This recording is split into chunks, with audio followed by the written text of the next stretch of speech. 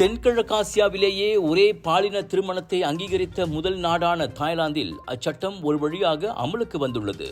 முதல் நாளிலேயே சுமார் 2000 ஓரினச் சேர்க்கை மற்றும் 3ஆம் பாலின ஜோடிகள் சட்டப்படி திருமணம் செய்து கொண்டனர். நேற்று மாலை தாய்லாந்தில் உள்ள 800 மாவட்ட அலுவலகங்களில் அத்தகைய 1754 ஜோடிகள் திருமண பந்தத்தில் இணைந்த போது பலர் ஆனந்த கண்ணீர் வடித்தும் ஆற தழுவியும் கொண்டனர். அவர்களில் முறையே 64, 59 வயதிலான பெண் ஓரின சேர்க்கையாளர்களும் அடங்குவர். இந்த ஒரு நாளுக்காகத்தான் 10 ஆண்டுகளாக காத்திருந்ததாகவும் சட்டப்படி இணைந்திருப்பதன் மூலம் தங்களின் கண்ணியம் உயர்ந்திருப்பதாகவும் இருவரும் கூறிக்கொண்டனர். LGBTQ சமூகத்துடன் ஒத்துப்போகும் தாய்லாந்தின் கொள்கையை நீண்ட காலமாகவே உலகமே அறியும்.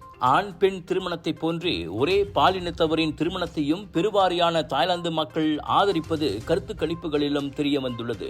ஆசியாவிலேயே ஒரே பாலின திருமணத்தை அங்கீகரித்த பெரிய நாடாகவும் தாய்லாந்து விளங்குகிறது. 2001ஆம் ஆண்டில் உலகின் முதல் நாடாக ஒரே பாலின திருமணத்தை நெதர்லாந்து அங்கீகரித்தது. அதன் பிறகு இதுவரை 30க்கும் மேற்பட்ட நாடுகள் அத்தகைய திருமணங்களை சட்டப்பூர்வமாக்கியுள்ளன.